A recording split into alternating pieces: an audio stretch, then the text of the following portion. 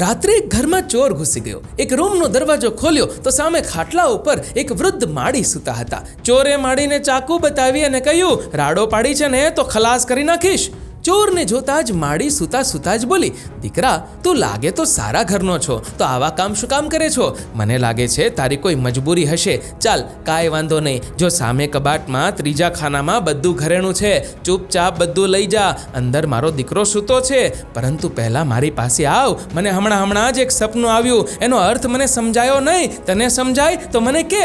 ચોરને માજીની દિલદારીથી આશ્ચર્ય થયું. એ એની પાસે જઈ બેસી ગયો. માળીએ કહ્યું, બેટા, વિશાળ રણ વિસ્તારમાં હું એકલી હતી. ત્યાં એક બાજ મારી પાસે આવ્યો અને જોરથી બોલવા લાગ્યો, પંકજ, પંકજ, પંકજ. બસ, પછી સપનું પૂરું અને મારી આંખ ખુલી ગઈ.